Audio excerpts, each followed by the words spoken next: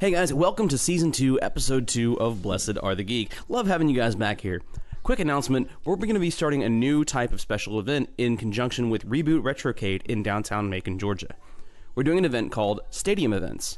It's based off of the old NES game where you had Mario Brothers, Duck Hunt, and Track Meet. And what we're going to do is we're going to have one Sunday, the last Sunday of every month, we're going to have a special arcade or console game where players must earn a high score, a physical challenge like pinball, shuffle in, which is like a bowling game, or Crazy Taxi, something along those lines. Also earn a high score there, and then a short trivia test where players can also earn points. Whoever has the highest points at the end of that Sunday will have their initials written on the high score board at Reboot, plus they'll get to choose what our next topic will be on Blessed Are the Geek, and or join us on that podcast. We're doing this in conjunction with Reboot's Sunday Fun Day tournaments, and it'll be a passive event that lasts all day. People can come in at any point, and kids are welcome before 6 p.m. In this episode, we sat down with Richard McWilliams, who talked to us about aviation. He's only been a student for a few years, but he already knows so much about flying. We asked him plenty of cool questions, like what are some things that regular passengers don't have to think about when it comes to flying. It's a very interesting topic, but also we were interrupted several times while recording, as we were recording live downtown, by a very drunk individual. So you may see us or hear us try and get back on topic several times. So sorry about that, but you can only do so much when it comes to people interrupting you downtown drunk. So anyway, hope you guys enjoy it. Don't forget to follow us on Facebook and Twitter. On Facebook, we have a Facebook group called Blessed Are the Geek, where we do live streaming. We post cool, funny, interesting, nerdy stuff all the time. So without further ado, let's go ahead and jump on into Episode 2, Aviation.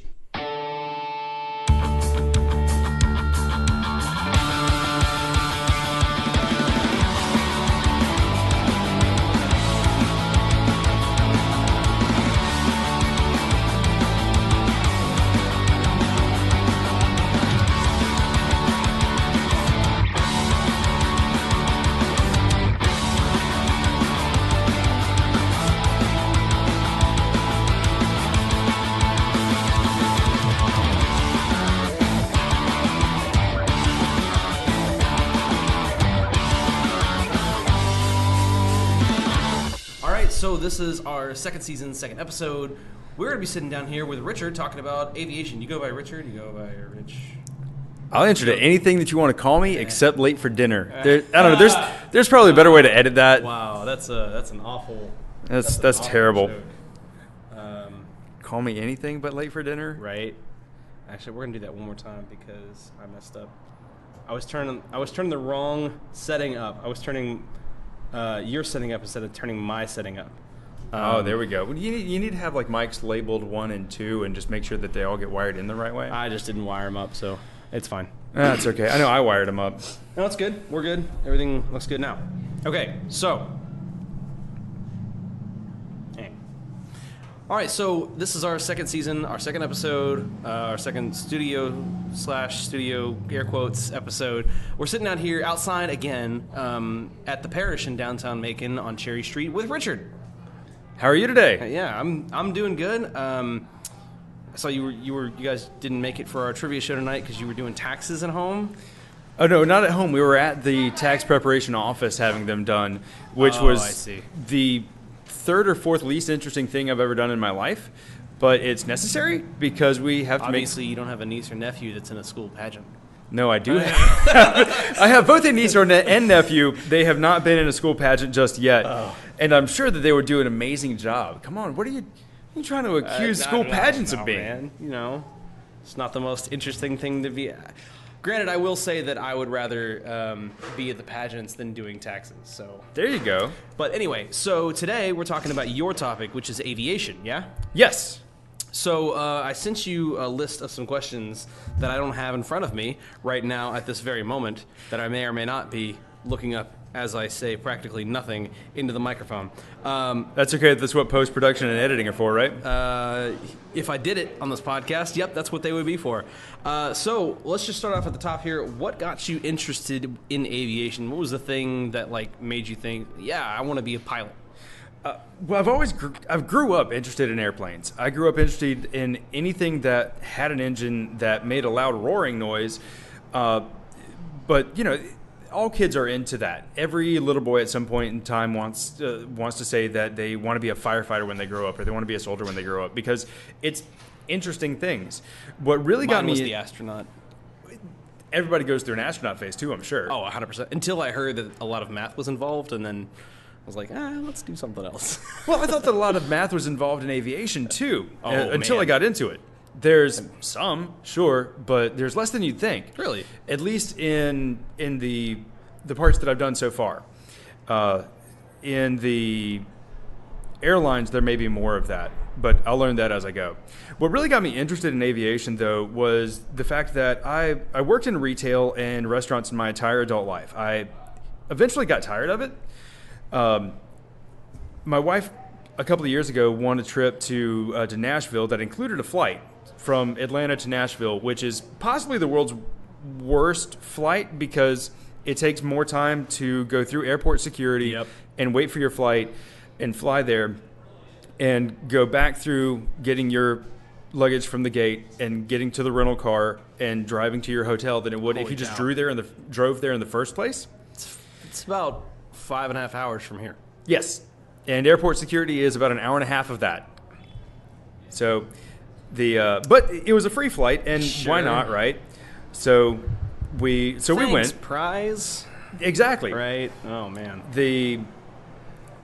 But we had the opportunity flying back of talking to one of the flight attendants, and of course the topic got into meandered to working for the airlines and the opportunities that were there, the opportunities to travel, and the benefits of flying for the airlines. After that piqued my interest, I started looking into how I could learn to fly. So how long ago was this that you went on this trip? January of 16, so only a couple of years. Wow. Yeah. The couple of months after that, I found that Middle Georgia State University here in town, actually based out of Eastman, is where their flight training is based. Okay. But they were starting to take over the FBO, or the fixed base operator at Macon Downtown Airport, which is not far from here. It's a 10-minute drive as opposed to an hour drive down to Eastman. So I went there, I paid my money, I did a discovery flight. Now, a discovery flight is where one of the flight instructors will take you in an airplane. Once you're at altitude, they'll say, "Okay, your controls. You're flying now." Wow. And at that point, it's like a student driver car where they have brakes on their side too and controls. They have the full array of controls. Right. The throttle for the airplane is in the middle, where either pilot, yourself, or the instructor can control the throttle and the fuel air mixer, because it is a carbureted airplane. Okay. They've got a set of rudders. So you have to control the fuel air mixture like yourself? Yes. That's insane. The airplanes that you train on are very simple. They run there's still they're four-cylinder horizontally opposed engines. So they're the same type of boxer engine that you would find in a Subaru or a Porsche, if you had a four-cylinder Porsche, which they haven't had one of those since the 914, but that's a different situation. You know your cars too, huh? A little bit. Actually, funny thing is that Porsche actually had the same engine that they had in the 911 in the 80s. They had a gear reduction on the front of it, and they actually used that for airplanes for a little while. That's insane. It's really kind of hilarious. It brings a new meaning to the term flying car. Exactly. Because you nearly did have the same engine in an airplane as you did in a car. You could, if you drove the same model year 911 as you had engine in your airplane, you had the exact same oil to change in both of them. That's you had insane. the same spark plugs. But anyway, getting back to the point of typical aircraft engines. Sorry, one last thing. Sure. It's so funny that you could walk into an AutoZone and you're like, yeah, I need spark plugs. Oh, what are you doing today? Just trying to get back in the air. Actually, yes. While you couldn't do that with a current airplane engines, because they have specific airplane spark plugs now, if you had that short year span of Porsche engine, you could. The FAA decertified that engine back in the mid-'80s, if I remember correctly. And so you wouldn't see that now, right? Except possibly in an experimental airplane. But yeah, getting back to the airplanes that you see currently, they have carburetors, they have magnetos running the power for the spark plugs, just like you'd see in a lawnmower. Okay, so for people who are really into comic books and are thinking of something else with a helmet, what does Magneto do in a vehicle? Okay, well, just like Magneto in the X-Men creates a magnetic field, a Magneto actually uses a magnetic field to generate electrical power. You'll have a magnet that's built into the flywheel of the engine that generates that magnetic field, and when it contacts, or doesn't contact, but nearly contacts a certain place on the outside of the magneto, the coils will be charged, and then we'll be able to fire a spark to the spark plug. Oh, so it's like a distributor, but it's like a bubble magnetic field. Somewhat, yes. That's insanely cool. Yeah, and the great thing about that is because it works off of the physical force of the engine, the actual reciprocating engine itself, or rather the rotation of the crankshaft, that can function completely independently of any kind of battery, any kind of alternator. Because it's charging it's exactly, it's charging itself. It's right. using its own power. So one time when I was flying, it was actually a night flight, I had the alternator die in the aircraft. The alternator just wasn't working, and I didn't notice that until we were already about 500 feet off the ground. Well, we get a master alarm, and my flight instructor at the time turns off the alternator, turns it back on, works for about 10 seconds, turns off. So after the third time of doing this, remember now, we're over downtown Macon at this point. Right. Like, I can see Central City Park, and I can see all the softball fields around here, and this is at night. You're already looking for a place to land. Probably. Exactly. You're exactly right. Anytime that you're in the air, that something goes wrong, the first thing that you're doing is you're looking for a place to land. Even before it goes wrong, you're thinking in the back of your mind, okay, if something goes wrong, I can land in that field. If something goes wrong, I can land on that highway. If something goes wrong, I can land over there. And that kind of that goes into another question that we're going to ask later too. Exactly. But yeah, so getting back on to finish up your question, I found that Middle Georgia State University was offering these aviation courses, and they were offering them locally, so I jumped on them. Yeah. I already had a degree in business and information technology, which was cool. Right.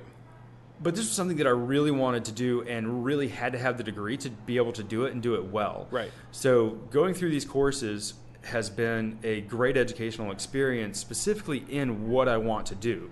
Gotcha. So, but you're probably a lot happier now doing this rather than being in IT. I'm still working. I'm still working specifically in the business area. I've working a regular retail job currently, just because you have to have some kind of income while you're in school.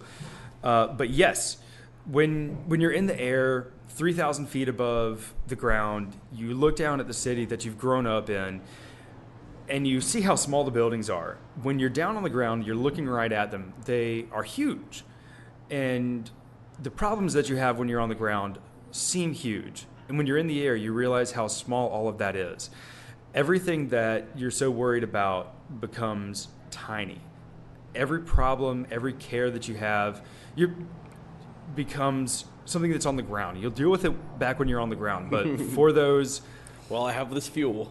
Exactly. While you have fuel, while you have airspeed, while you have altitude, those problems are on the ground. And that's actually one of the things that you're trained to think through before you even get in the air, is if external factors are going to be an issue while you're in the air.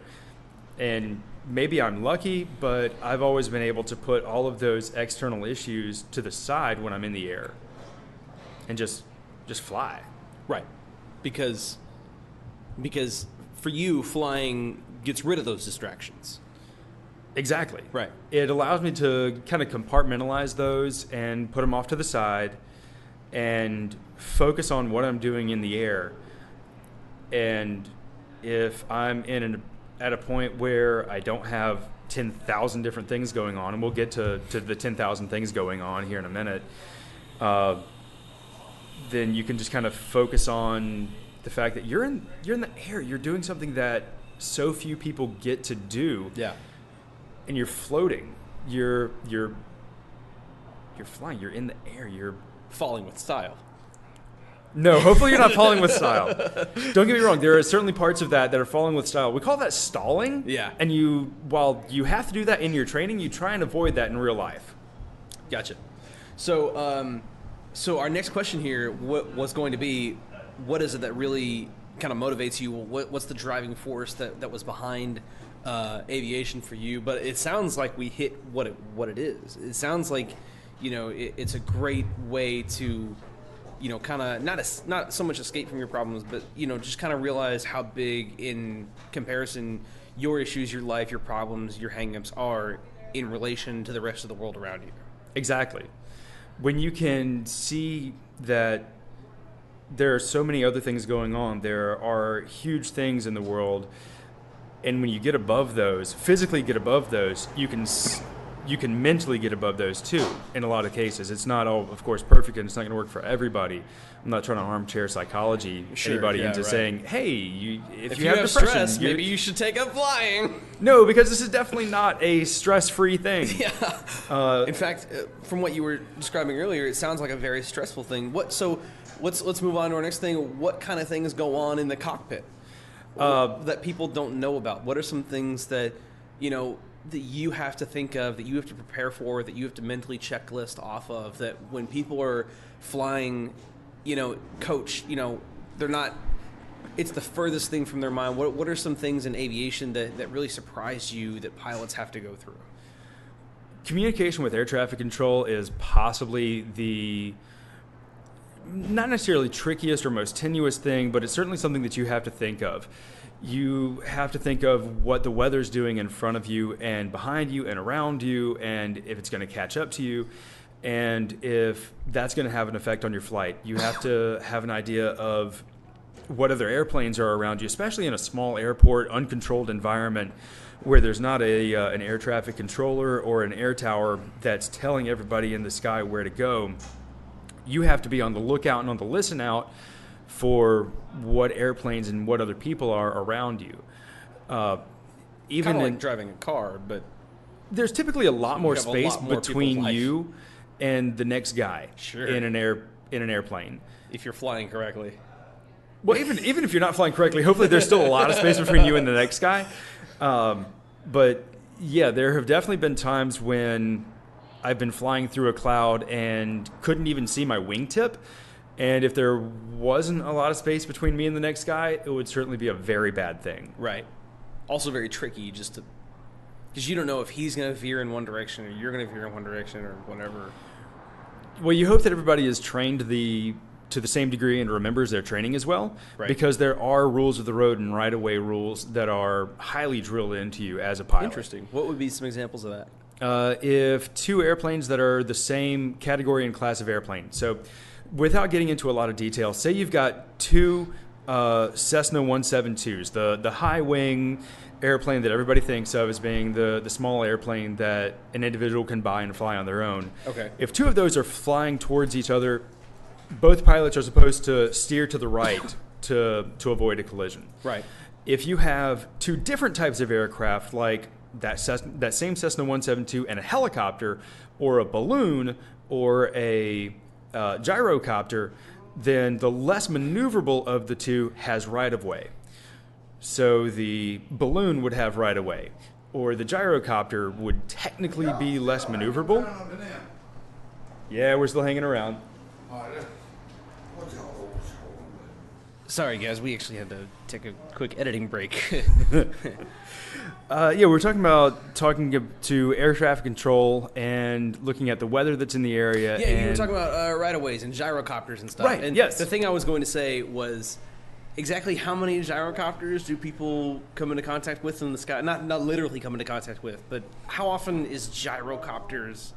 Like, I just think it's funny that's like one of the examples that you threw out, and it's like, I don't think I've ever seen a gyrocopter. Well, hang around the Macon downtown airport for a couple of days, way. and there really is a guy that has a gyrocopter that it's about once a week, maybe every other week, he comes out and he flies his gyrocopter.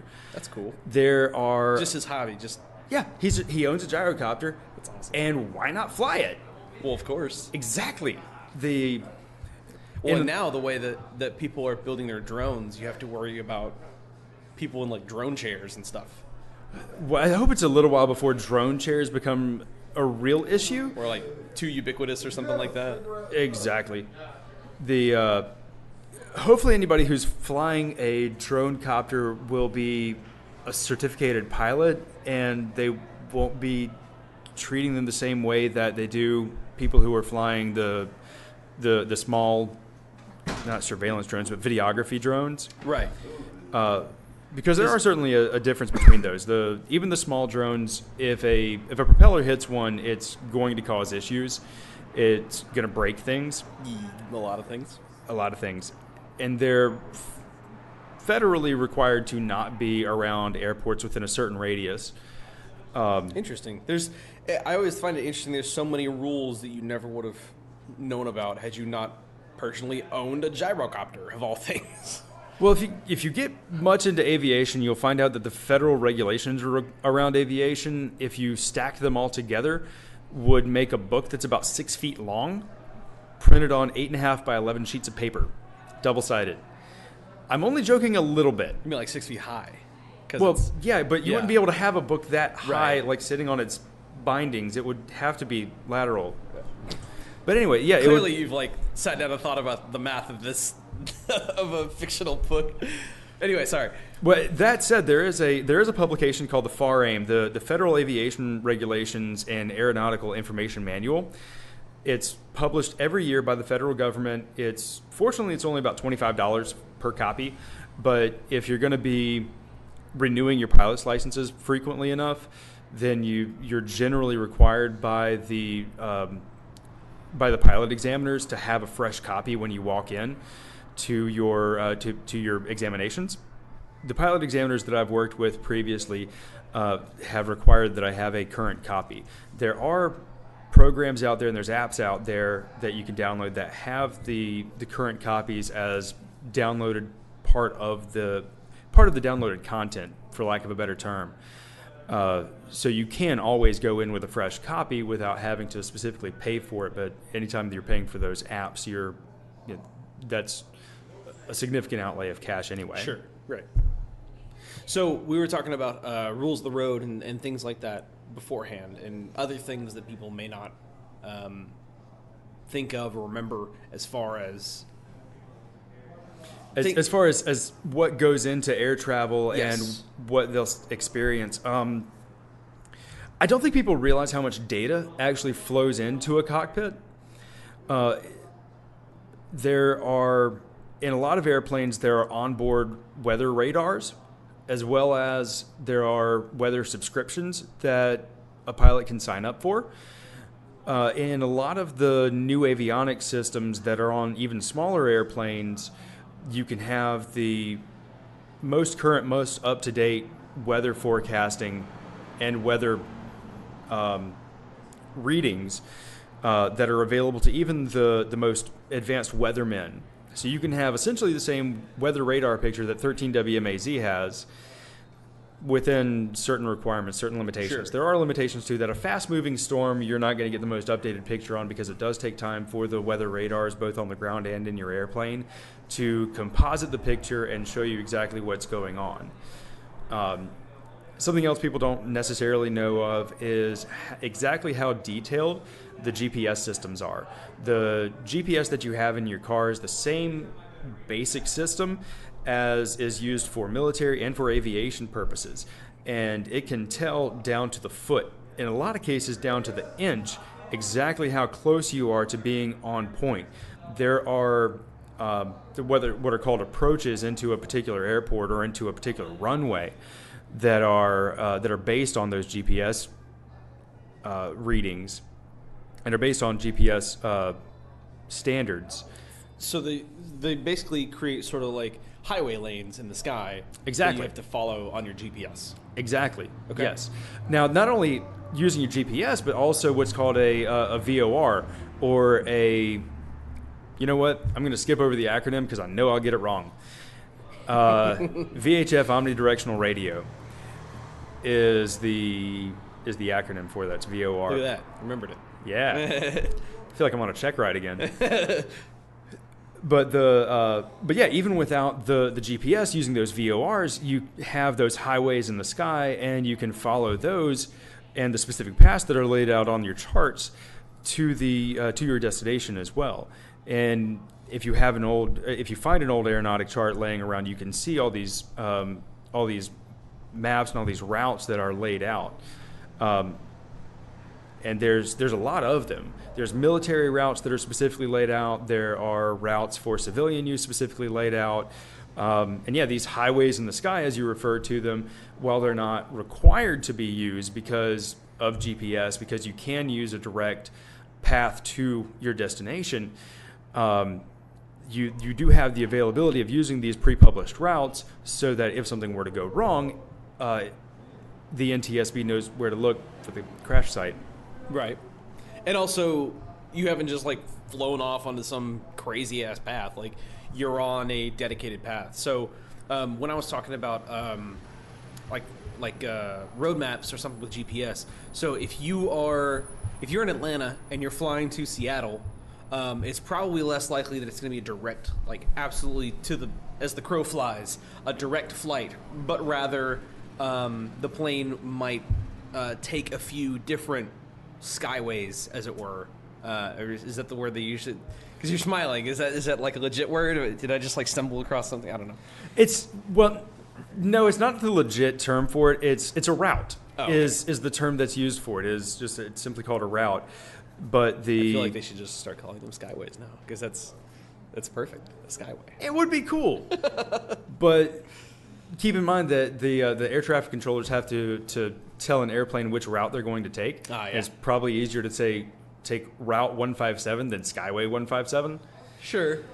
It's just not as fun. It's not as fun, no. It'd be more interesting if they called them Skyways. Yeah.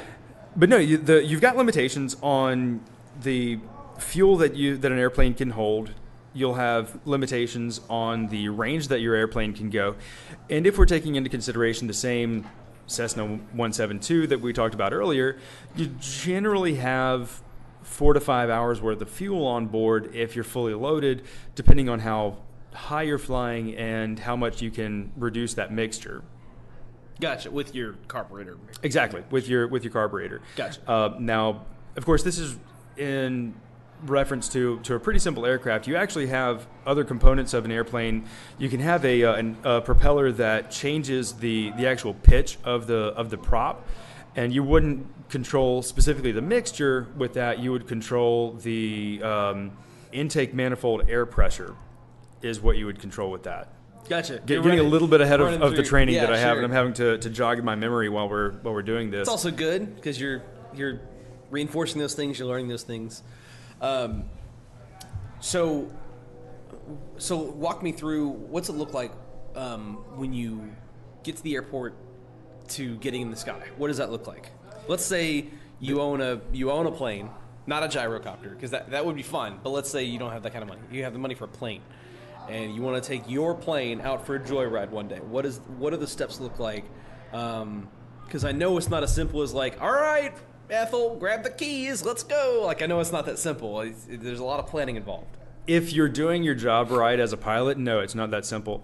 Well, you drive to the airport, and as you were pulling up, the theme music from Top Gun plays in the background. It's kind of like automatically set up on your car to play. Right. So like you've got the do do do do do do. Anyway,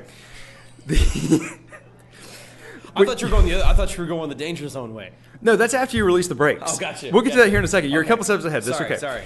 But no, you get to your plane. We'll assume that you have a hangar. You've backed your airplane in the previous time. Because usually people park their planes in hangars, much like people park their boats in docks, right? You have hangars that basically house these airplanes when you're not using them. Typically, if you own an airplane, then you're going to have the money to rent a hangar as well. Right. Depending on where you are, those hangar spaces can be pretty inexpensive. Some places they are really expensive, and it's more affordable for you to just have an open air tie down location. But that's getting a little bit more complicated and kind of outside of the purview of this discussion. Sure. But assuming that you do have a hangar, you open up your hangar door, drive in, and you begin your pre-flight inspection. Pre-flight inspection begins with making sure that your airplane is physically ready to fly, that you don't have flat tires on your airplane, that your flaps are working properly, that your aileron is working properly. Typically, your rudder is going to be tied to your nose wheel if you've got a nose wheel airplane, so you wouldn't adjust that back and forth when you're... Let's take a quick break. Yeah. All right, so we were talking about... We're talking about pre-flight inspection. Yeah. Pre-flight inspection. Let's start there. So you're walking around your airplane, you make sure that your rudders are working properly, you're making sure that your ailerons work properly, that your flaps work properly, make sure that your lights are functioning properly as you need them to. We'll assume for this scenario that it's a beautiful blue sky. You can see for miles. No worries about weather for your entire trip. You're still going to make sure that everything is functionally correct on your aircraft as required by federal regulations. And it's possible that you may have something that's not working on your airplane that's not required by federal regulations, that's not required by your kinds of equipment list. There's not that's not any kind of requirement for the... So let's assume for this scenario that it's clear blue skies. Right. So you're pre-flying your aircraft. You make sure that your ailerons are working, that your flaps are working. If you've got a nose wheel aircraft like the s02e02 in our demonstration, that your rudder is going to be connected to your nose wheel, so you really wouldn't check that out until you're actually in the aircraft and you're continuing your pre-flight as you taxi out. But you're making sure that everything that is federally required for your flight is operative. From there, you'll check your fuel. You'll make sure that you don't have any water that's gotten into your fuel. If you need more fuel, then you'll call either your FBO or your tower or whichever frequency is correct for your airport for the fuel truck to come out and fuel up your airplane. Typically, the best practice is to store your airplane with full fuel tanks to prevent water getting into your fuel tanks. But you can purge those out if it becomes necessary. But like I said, you make sure that you don't have water in your fuel tanks. Once you know that your airplane is ready to fly, then you don't have to file a flight plan. You call either your CTAF or Unicom frequencies if it's an untowered airport, or if it's a towered airport, then you call your tower frequency and you request clearance to depart. If there's nobody else in the area, then control tower gives you clearance. You taxi over to the runway that's being used, power up the engine, and you fly. Yeah. You get up in the air, you turn to where you're going, and you go. Now, the interesting thing is, and one of my favorite things about flying, one of my best memories, is on a day similar to that, except there was an overcast layer of about 1,000 feet. Now, the overcast layer in... And that's just a layer of clouds where the layer itself is 1,000 feet? Well, that means that the bottom of the cloud layer is 1,000 feet off the ground. Gotcha. Somewhat of a rule of thumb, in my opinion, is to not take off in any weather where you can't land legally in it again. So that's kind of where I'm throwing that out there, and we can get into that in a little bit further discussion if we want to. But again, that's something else that's kind of outside of the purview of this discussion. Sure. But one of my favorite days of flying was taking off into this overcast layer of 1,000 feet. This was during instrument training, so I knew I was going to be flying strictly using instruments during this flight, and I was going to be flying down to Jekyll Island as well. So it's just using instruments as opposed to being able to look out of the airplane and find visual cues of where you are, like being able to follow I-16 down to Savannah. Sure. You can see, hey, look, there's that highway with a big stretch of trees in the middle. That's the interstate. It's where I think it is. Right. But when you're using instruments to determine your flight, you're depending on those navigational radios, you're depending on your GPS, and you're depending on air traffic control radios to help you determine where you are, where you're going, where you're cleared to go next, and how you're going to get there. along with all of that, there's the changing conditions that you see in flight, and you have to think through all of what's going on and how it's going to pertain to your flight and whether it's going to have any bearing on it or not. But anyway, back to this. So flying with instruments is like Jedi mode, because you have to like rely on outside forces to be able to properly pilot your plane. To a degree, sure, but while the Force is something that you have to feel, Right. and you do have to listen to it, you don't really so much have to feel ATC. They kind of don't like it when you feel them. But you do have to listen to them. Sure. And do what they say. Luke didn't have to pull that trigger. But he I was did. referring to in A New Hope when you put the blast shield down. Oh, well, Because when you said you're flying by instruments, I was like, hey, if you like tinted out your plane so you can't see out of it, that's like where with the blast shield down, how am I supposed to fight? actually, you bring that up, but in instrument training, there's actually a device that's called foggles. No, I'm not even joking. I see that straight amazing. face.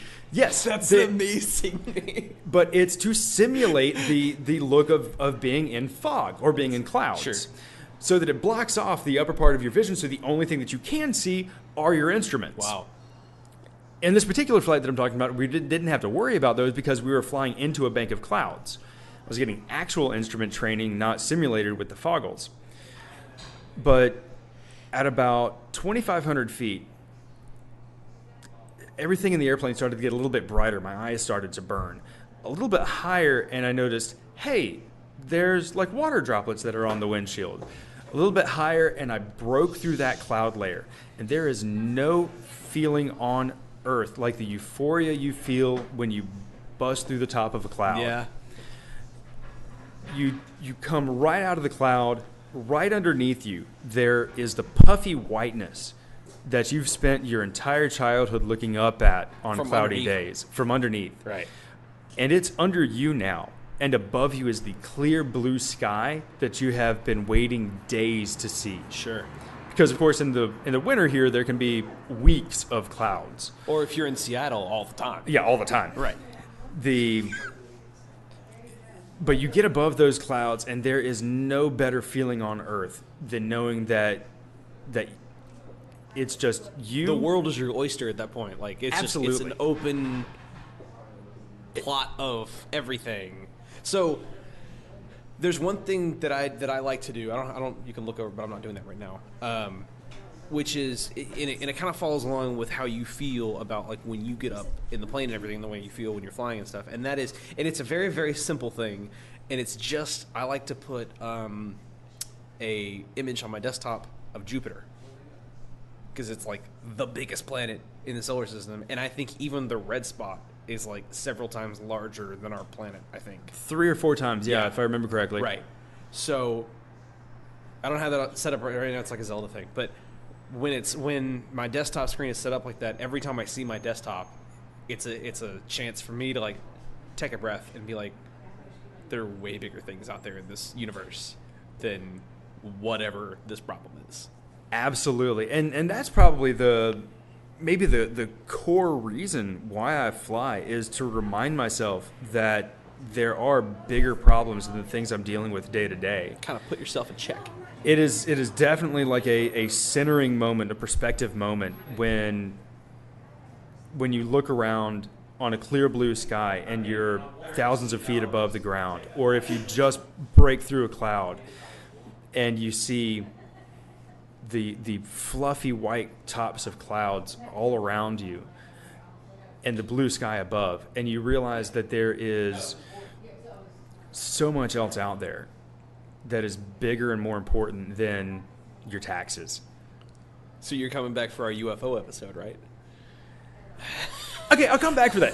Okay, my feeling on that is strictly statistical. Okay, let's get into this. Okay, sure, because this now we're let's do going in this. an entirely different direction. Let's do this. We're switching gears, people. Okay, there are thousands of galaxies with thousands of stars in them, Oh, you and me are feeling the same thing right now. and of all of those, I feel that it's just entirely crazy, improbable that we are the only ones that have sentient life. Ah, high five. Now that said, they can be completely different than us. They Sure. can be They could be the same as us. which would be weirder. That would be even weirder, way weirder.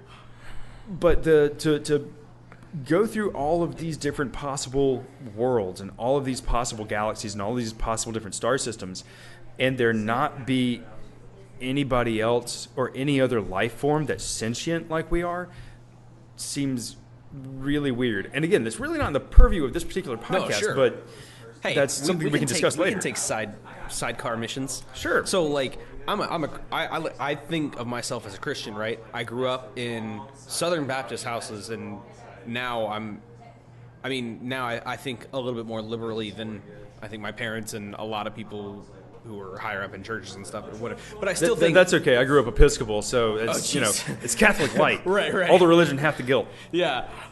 So, I mean, I definitely believe in God, have a relationship with God, and that sort of thing. But also, like when it comes to aliens, like my thing is right on what you were saying. Like, and even from a Christian's perspective, like, why are we the only ones that God was playing with? Yes. But, God's got to have some practice modes. What if there's not another, like, quote-unquote Jesus Christ in another planet that, air quotes, sacrificed itself for a similar cause in a different way? This is a way different topic. This is really getting out there. But that's what I believe, is that even from a Christian perspective, I believe there's still a very small window of opportunity of, like, why not? Yeah. But also, I don't like to think that I'm crazy, and I like to, like, occasionally look where there might be facts. Again, I go more on the statistical perspective of that. On the religious side of that, there are enough religions out there, and there are enough, if we want to stick with the strictly Christian perspective of things, which I am Christian, I was raised Episcopal, still go to church on Christmas and Easter. More frequently than that, I'm joking mostly. No, really, Mom. It's more than that, I promise. Can't prove otherwise. But yeah, there's the idea that God hasn't tried the same thing with different worlds, or in his omniscience, in his omnipresence, that he couldn't be in other places aside from just Earth. So, to like kind of bring it all together, like I was saying before, like Jupiter is hundreds of times, I believe, of our planet, like the size of our. It's thousands, I think, but I'd have to look it up to see exactly. It's friggin' huge. That's all that matters, huge. Right? It is a gas giant, right? But it would take you years and years of your life just to traverse the diameter of Jupiter, right? Sure. That's just one planet in our solar system. That's in one galaxy in the unit. Like, anyway, people are here to talk about aviation. Let's let's go back. There's plenty of opportunity for editing in this broadcast. Almost a side podcast. We can come back for a second episode. There will be a UFO podcast, I think, at some point. Excellent. I will be happy to be a guest for that. Yeah, 100%. But anyway, so we talked through what it looks like to own your own plane and take off in your own plane, and what kind of steps you have to take, and it's more than just grab the keys, let's go. We talked about like what your passion is for aviation, and that's something that I think is everybody, I think to a degree everybody kind of experiences that. You need to find your own escape. Like, people play Skyrim or World of Warcraft to be able to escape their real life and to be able to put things into perspective sometimes. But our next question we have here on our list here, I think doesn't really apply to you yet, maybe, which is, do you get any cool perks because you're a pilot?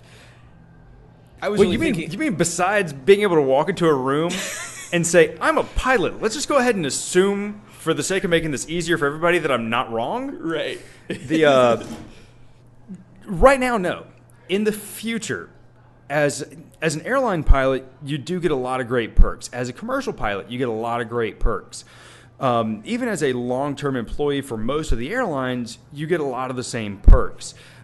Main one among those being the free or low cost travel. That's the one that really gets most people into the idea of even working for an airline.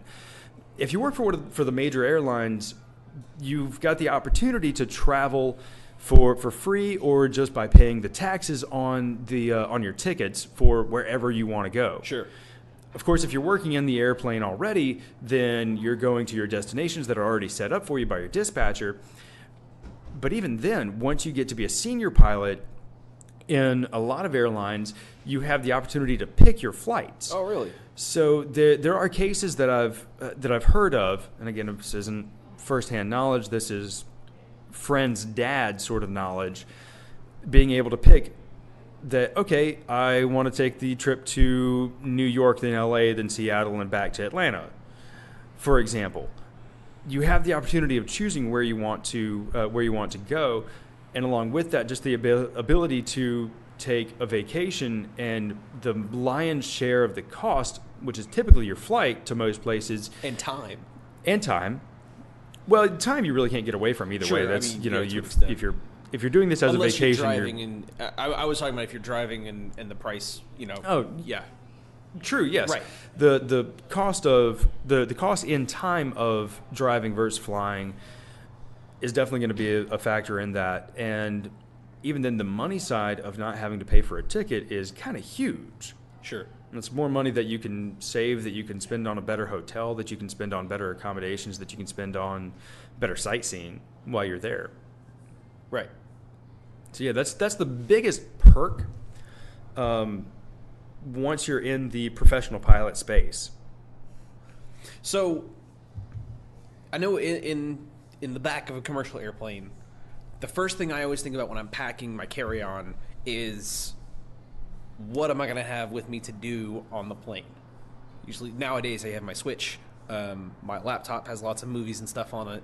So I'm always like fully prepared with stuff, even though I end up napping anyway. What are some things that the pilots can do to help pass the time? Because while yes, the views that you get are unparalleled, right?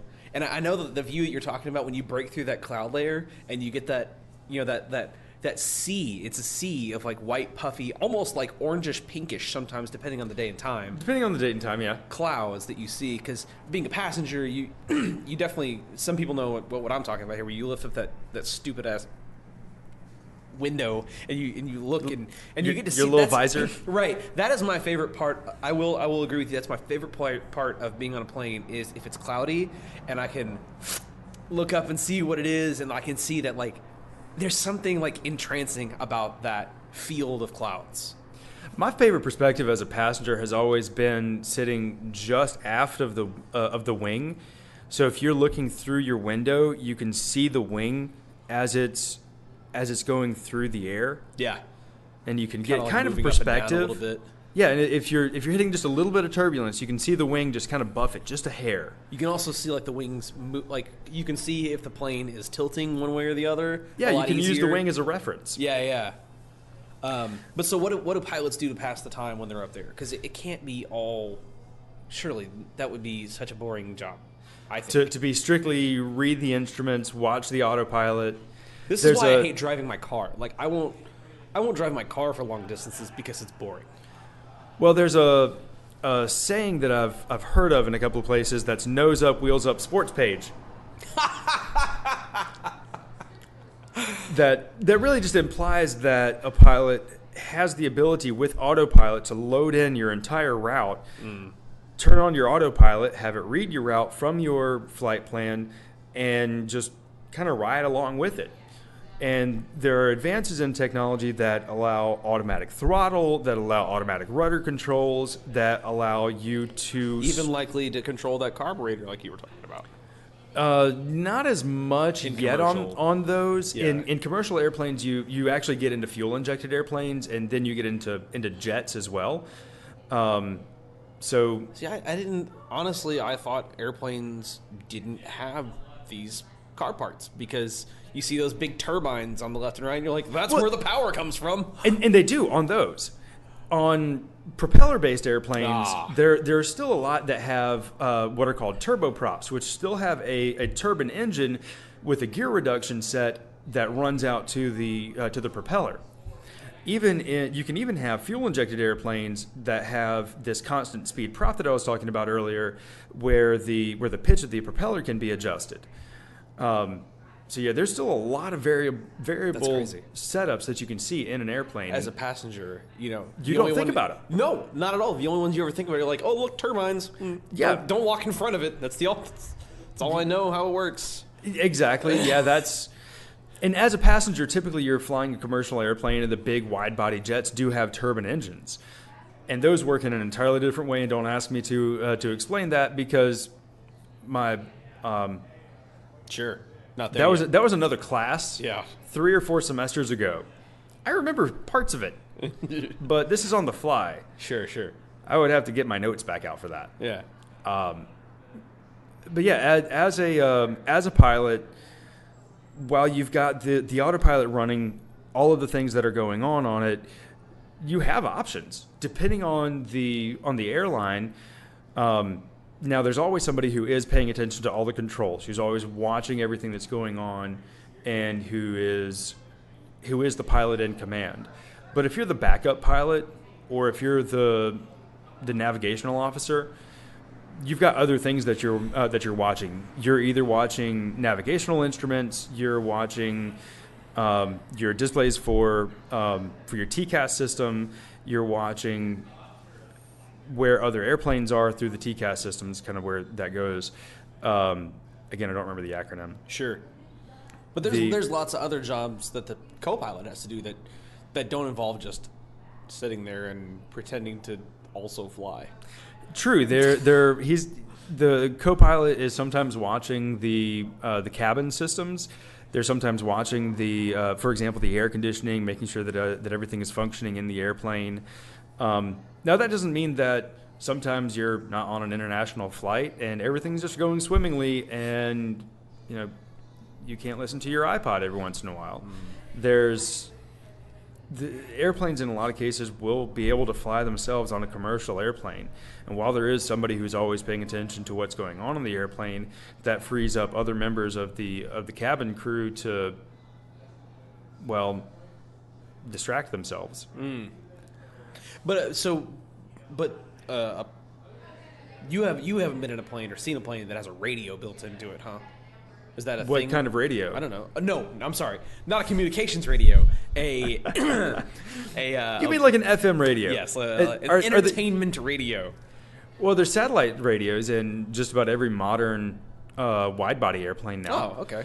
And yeah, you do have those options. And actually, even in smaller airplanes, there's Sirius satellite radio or Sirius XM, the satellite radio options. You can get satellite radio entertainment options through those. Okay. There's actually a satellite radio-based weather service that you can sign up for, depending on the avionics package that you have in the airplane. To be specific and to give it a specific example, the airplanes that we fly at Middle Georgia State have what's called a Garmin G1000 avionics system, and that's a fully functional. Everything that you think of as instruments in the airplane is built into this system. So you've got your compass, you've got your GPSs, your navigational radios, your communications radios. Everything that you can think of is built into that G1000 systems. Along with that, you can have, and you do have the option to have satellite radio as part of that G1000. So yeah, you could listen to 80s on 8 or whatever your preferred. Which is the best Sirius station, seriously. No? Some people really prefer lithium. Oh. The 90s alternative station. Ugh. Some people prefer the hip hop stations. I'll give you 90s on 9. 80s on 8's where it's at right there. All right. Or the what's the classic rock one? You mean classic vinyl or classic rewind? Both of them. Okay. I believe classic rewind was better in my opinion, from what I recall. I used to work at Radio Shack for like 5 years. Okay. And so every Radio Shack had a demo, or most of them had a demo Sirius station. At least the one we worked at in the mall. and so we would be able to control the Sirius station at work. But just quick side story. One thing that always bothered me forever, like I would almost go turn the station off when the song came on, when Sweet Child of Mine came on the radio. So in one of them, because it only did it on one of the stations between Classic Vinyl and Classic Rewind, only one of them did it, but it cut the solo in half. No, that is a reason to change the station. Yeah, and it would make me rage every time because I would forget which one we're on, and to miss that first half of the solo, the real slow, because it would just skip to the down, it would just skip to that part. It would skip the whole. Wait, Matt. Anyway, that's neither here nor there. Well, I can't say too much because at my Radio Shack that I worked at for a year and a half until it was closed, Radio Shack buddies. I would always turn it to BPM. I don't think I remember that one. That was channel 51, 52. It was the dance music station. Fun stuff. Yes. You will not have an inventory night go by faster than when you're listening to dance music from the early 2000s on. You know what's great, and is a preview for anybody listening to this, is tomorrow I'm actually going out of town up to Tennessee, and I'm going to be hanging out with one of my good friends, Brian, who me and him met at a Radio Shack. And both worked at the same store for a long time, and we have lots of Radio Shack stories. So me and him are going to sit down and reminisce about Radio Shack. So one of our very soon to be released future podcasts is going to be about Radio Shack. Whether or not people are interested in it, I don't care, because Radio Shack stories, also known as not safe for work. Don't listen to this. But just so everybody knows from a third party, because I didn't know you worked at Radio Shack before like 2 minutes ago. Third party, do you think that would be interesting to listen to, like a Radio Shack? Well, anytime that you've got retail perspective stories yes. and stories of behind the counter of what actually happens in these stores is always interesting. I could tell a number of Best Buy stories, Radio Shack stories that I have to check the statute of limitations on. Right. Yeah, I get you there. But so we're got to wrap up now. But before we wrap up, what is one great memory or just thing you want to pass on about aviation before we wrap up? In the general aviation sphere, the greatest thing that you will see as an enthusiast, as a student, as a pilot, are the other people that are involved. Even if you don't have any flight experience, even if you have no idea what you're doing in an airplane, even if you acknowledge that you have no business behind a yoke, if you go to an airport and just listen to the people that are hanging out there, and I mean a general aviation airport. If you're hanging out at, the Atlanta ATL airport, or LAX, and you're going to get a very different perspective, unless you're in the pilot's lounge somehow, in which case you're going to get escorted out. Right. But if you're at a general Not aviation unless you're dressed airport, like a pilot. You might be able to get away. well, then they're going to ask for your ID. Oh, well. And then they're going to escort you out. Well, what if my photoshopping skills are really good? Oh, if you're all right, Frank Abagnale. Is this a aviation joke? No, the guy from Catch Me If You Can, the guy that was counting millions of dollars in checks. Yeah. Sorry, I saw it like when it came out, but it's been a while. It's okay. So, are you a fan of like flight-based movies, like I forgot Force One and Sully and? I haven't seen Sully yet. Okay, here's the thing about learning about aviation, and especially in the university setting, is you watch so many crash videos, so many videos that are analyses of crashes that you will get you don't want to watch Sully after you've seen 7 different videos about a 737 that had a bad seal and that lost cabin pressure and everybody got hypoxia and they all died except for this one guy who was really into scuba diving, and he almost saved everybody, but he couldn't quite get to the controls in time. It's not funny at all, but like... No, that's Helios Airlines. I forget the flight number. They were going from Crete. They lost cabin pressure over Athens, and they crashed into a mountainside, as that specific example. But I really hope somebody on the plane said, "We're crashing!" But they couldn't have, unless they were in a dream, because they all got hypoxia, and they all passed out. Jeez. That's really sad that there are things that happen like that. Yeah, absolutely. But they also make so many videos about crashes and things that happen.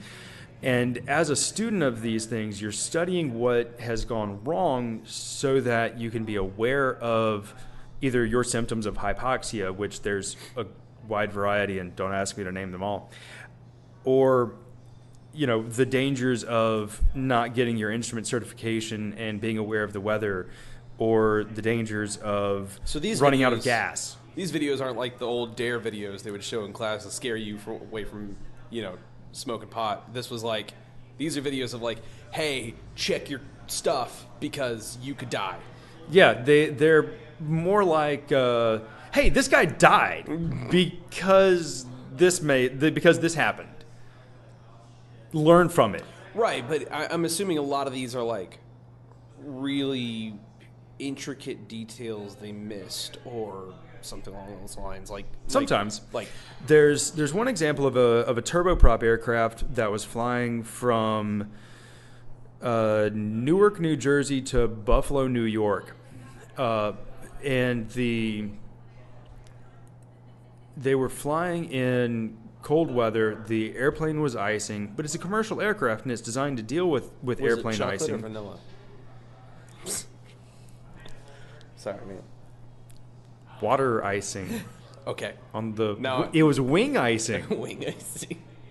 Actually. But the airplane is designed to deal with that. It actually has expanding boots on the front end of the wings that actually expand and break the ice off. However, cool. Yeah, it is pretty cool. However, there's a feature on that airplane that actually shakes the stick, the flight control stick, if the airplane is about to stall. Well, this shaker stick switch that determines at what speed it shakes the stick, telling you that it's about to stall, was in one mode when it should have been in a different mode, and it shook the stick early. The airplane wasn't actually in a stall at the time. But I think I heard about this. Yeah, you probably did. On a 99% Invisible podcast episode. Probably so. We'll link it in the description, but there's a really great 99PI about autopilot and the dangers of autopilot and stuff like this. This sounds really familiar.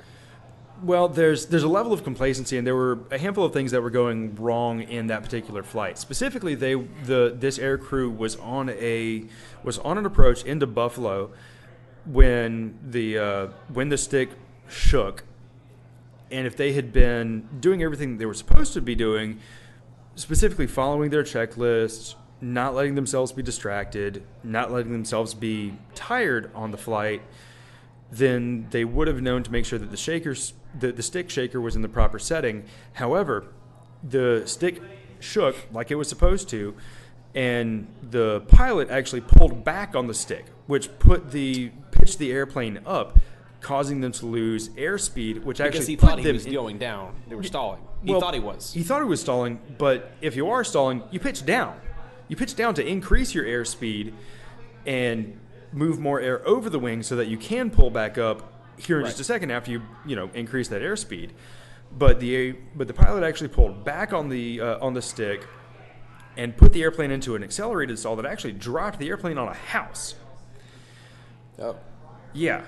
Fortunately, most of the people shook the table some. Fortunately, most of the people that were in the house survived. I think one person in the house died. Everybody on the airplane died. And yeah, I'll let you link to that article or to that podcast. Sure. But yeah, that specifically what they were doing in the airplane at the time of this approach, the way that an approach is supposed to be handled is there's supposed to be a what's called a sterile cockpit during an approach, where the only conversation between the pilots or the entire flight crew at that point is specifically about that approach. Sure. All right, are we at our airspeed? Are we pitched correctly? Is there something else going on that is specifically pertaining to that approach? However, the pilot and co-pilot were having a conversation about the long time that it takes for them to commute in and the terrible hours that they worked. They weren't specifically talking about the job. And if they were talking about the job specifically, then they wouldn't have run into that issue of being distracted when that stick shook. They would have been going through their checklist, and they would have had the stick shaker. Man, that is potentially FCC annoying. Yeah. But they would have had it in the right position, and they wouldn't have gotten into the situation of being distracted and crashing the airplane. So, as with the conclusion of all of the crash videos that you watch, learn from somebody else's mistakes. Cool. All right. Excellent. Well, thank you very much for having me on the podcast. I look forward to joining you again for your UFO discussion. Yes, and look forward to our Radio Shack podcast too. Absolutely. I promise it's going to be worth listening to. It's going to be pretty interesting. I'm not adding any of my stories right now. Oh, that's a shame. That would be a lot of fun. We actually obviously still know several people who could sit in on that. But anyway, I appreciate you joining us, Richard. And we're gonna link that other 99% Invisible podcast, which is also really informative about like how autopilot works and that sort of stuff too. Oh yeah. So that is our second episode on aviation. Excellent. And we'll see you guys next time. All right, thank you very much. All right, man.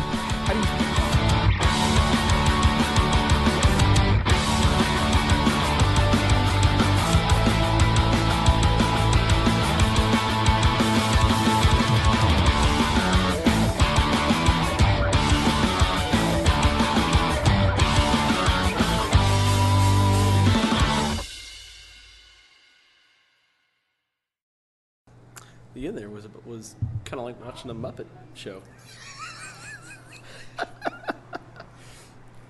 Yeah, that one guy was Meep. What about Danger at 10,000 feet?